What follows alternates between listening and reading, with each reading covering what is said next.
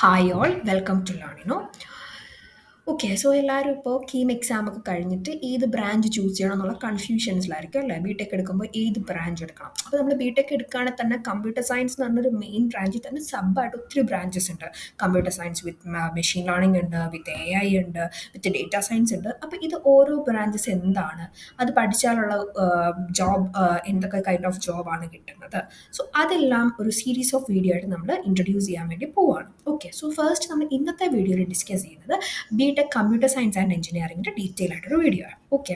So first computer science and engineering എന്ന് പറയുമ്പോൾ ഇതിൻ്റെ അകത്ത് ഈ ഒരു കോഴ്സിൽ നമ്മൾ പഠിക്കുന്നത് ബേസിക് ആയിട്ട് ഒരു കമ്പ്യൂട്ടർ സയൻസ് എഞ്ചിനീയർ, ഒരു കമ്പ്യൂട്ടർ എഞ്ചിനീയർ എന്ന് പറയുമ്പോൾ ബേസിക് ആയിട്ട് വേണ്ട കാര്യങ്ങളാണ്.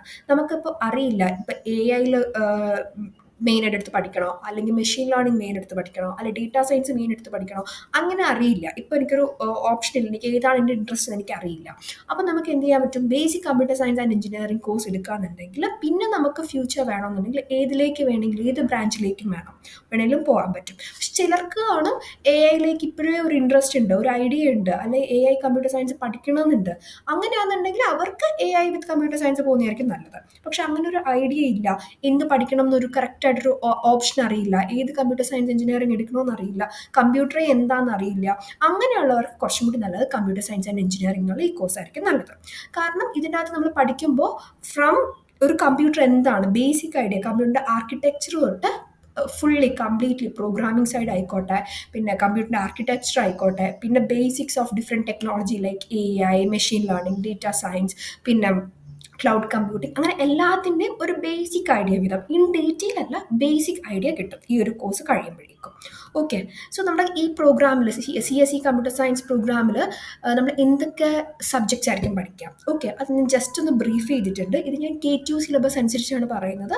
എല്ലാ യൂണിവേഴ്സിറ്റിയിലും ഏകദേശം സെയിം തന്നെയായിരിക്കും, പക്ഷേ ഇത് K2 സിലബസ് ഞാൻ കോൺസെൻട്രേറ്റ് ചെയ്ത് പറയുന്നേ ഉള്ളൂ.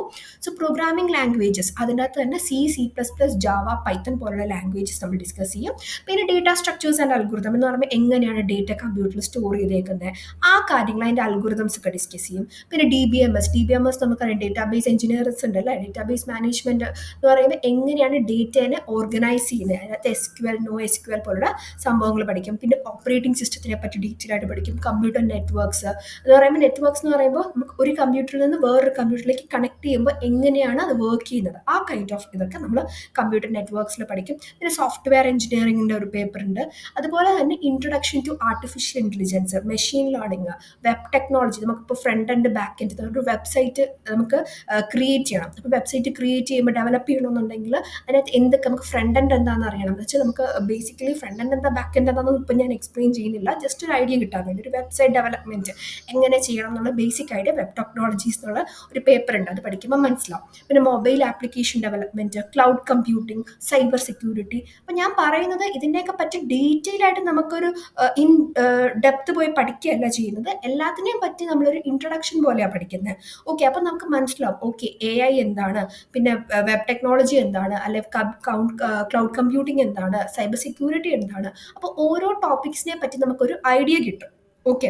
അപ്പോൾ ഇപ്പോൾ ഒരു ഐഡിയ ഇല്ല, ഏത് പോകണം, അല്ലെങ്കിൽ എനിക്ക് കമ്പ്യൂട്ടർ സയൻസ് എഞ്ചിനീയറിംഗ് എടുക്കണമെന്നുണ്ട്, പക്ഷേ ഏതെടുക്കണം എന്നൊരു ഐഡിയ ഇല്ല, അല്ലെങ്കിൽ എനിക്കിപ്പോൾ ബേസിക് അറിയില്ല, കമ്പ്യൂട്ടർ എന്താണെന്ന് എനിക്ക് അറിയില്ല, ഞാൻ ഫസ്റ്റ് ആണ് ഇതിലേക്ക് എന്നൊക്കെ ഉണ്ടെന്നുണ്ടെങ്കിൽ കമ്പ്യൂട്ടർ സയൻസ് എഞ്ചിനീയറിംഗ് കോഴ്സ് എടുക്കുന്നതായിരിക്കും ബെറ്റർ എന്ന് ഞാൻ സജസ്റ്റ് ചെയ്യുന്നത്. ഓക്കെ.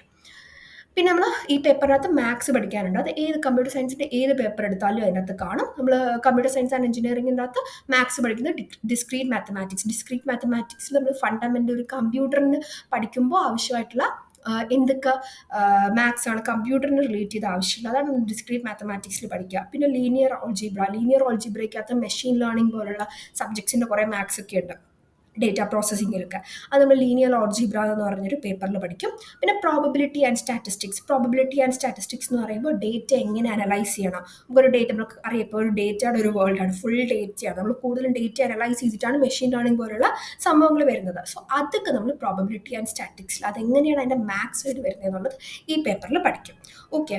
പിന്നെ അതുപോലെ തന്നെ നമ്മൾ പഠിക്കുന്നതാണ് കമ്പ്യൂട്ടറിൻ്റെ ആർക്കിടെക്ചർ, എങ്ങനെയാണ് ഒരു കമ്പ്യൂട്ടർ എന്ന് പറയുമ്പോൾ അതിൻ്റെ അകത്ത് CPU, മെമ്മറി, പല കാര്യങ്ങളുണ്ടല്ലേ. അപ്പോൾ അതിൻ്റെ ഫുൾ ആർക്കിടെക്ചർ, മെമ്മറി തന്നെ പല കാര്യങ്ങളുണ്ട്, പല മെമ്മറി ഉണ്ട്, ഇത് കൺട്രോൾ ചെയ്യാൻ ഒത്തിരി സാധനങ്ങളുണ്ട്, ഒത്തിരി ഡിവൈസസ് ഉണ്ട്. അപ്പോൾ നമുക്ക് ഇൻ ഡെപ്ത് ആയിട്ട് കമ്പ്യൂട്ടറിൻ്റെ ആർക്കിടെക്ചറിനെ പറ്റി മനസ്സിലാവും. പിന്നെ എംബഡഡ് സിസ്റ്റം എന്ന് പറയുമ്പോൾ നമ്മുടെ IoT പോലുള്ള ഡിവൈസസ്, ദാറ്റ് ഈസ് നമ്മുടെ വാഷിംഗ് മെഷീനിലൊക്കെ കുഞ്ഞ് IoT സർക്യൂട്ട്സ് ഒക്കെ വെക്കുമല്ലേ. സോ അതിനെ പറ്റിയൊരു പേപ്പർ പഠിക്കാനുണ്ട്. പിന്നെ ഡിജിറ്റൽ ലോജിക് ഡിസൈൻ എന്ന് പറയുമ്പോഴത്തേനും ബേസിക് സർക്യൂട്ട്സ് ആൻഡ് സിസ്റ്റം, എങ്ങനെയാണ് സർക്യൂട്ട്സ് കണക്ട് ചെയ്യുന്നത്, എങ്ങനെയാണ് സർക്യൂട്ട്സ് ഇരിക്കുന്നത്, എന്തൊക്കെ വർക്കിംഗ് ആണ് അതിൻ്റെ അകത്തുള്ളത്, അതൊക്കെ ഒരു ബേസിക് ഐഡിയ കിട്ടും. ഓക്കെ. പിന്നെ ജോബ് റോൾസ്, നമ്മൾ കമ്പ്യൂട്ടർ സയൻസ് എഞ്ചിനീയറിംഗ് പഠിക്കുകയാണെന്നുണ്ടെങ്കിൽ എന്തൊക്കെ ജോബ്സ് ആയിരിക്കും എനിക്ക് കിട്ടാം ചാൻസ് ഉള്ളത്. സോ ഒരു സോഫ്റ്റ്വെയർ ഡെവലപ്പർ, പിന്നെ system analyst, database administrator, network engineer, data scientist, machine learning engineer, technical support specialist, IT project manager, cyber security specialist, quality assurance നിങ്ങൾ എഴുതുമ്പോൾ ഡൗട്ട് തോന്നും, ജസ്റ്റ് ടെസ്റ്റിംഗ്, ഒരു കമ്പ്യൂട്ടർ പ്രോഗ്രാം ടെസ്റ്ററാണ് ക്വാളിറ്റി അഷുറൻസ് എന്ന് പറയുന്നത്. Okay. So ഇത്രയും ഫീൽഡ്സിൽ നമുക്ക് job chance ഉള്ളതാണ്. Computer science engineering പഠിച്ചാലും നമുക്ക് ഇത്രയും ബേസിക്സിൽ ഇത്രയും ഡിഫറെൻറ്റ് ജോബ് റോൾസ് കിട്ടാൻ ചാൻസ് ഉണ്ട്. ഓക്കെ. സോ അപ്പോൾ നമുക്ക് ഇന്ന ഒരു കമ്പ്യൂട്ടർ ഫീൽഡിൽ പഠിക്കണം, അല്ലെ അതിന് റിലേറ്റ് ജോലി ചെയ്യണം എന്നൊരു ഐഡിയ ഇല്ല ഇപ്പോൾ. അങ്ങനെയുള്ളവർക്ക് കുറച്ചും കൂടി കോൺസെൻട്രേറ്റ് ചെയ്യാന്നുള്ളത് കമ്പ്യൂട്ടർ സയൻസ് എഞ്ചിനീയറിംഗിനുള്ള ഈ കോഴ്സായിരിക്കും. ഓക്കെ. സോ എന്തെങ്കിലും ഡൗട്ട് ഉണ്ടെങ്കിൽ കമൻറ്റ് സെക്ഷനിൽ ഇട്ടാൽ മതി, നമ്മൾ റിപ്ലൈ ചെയ്യാം. So thanks all for watching this video and all the best. Thank you.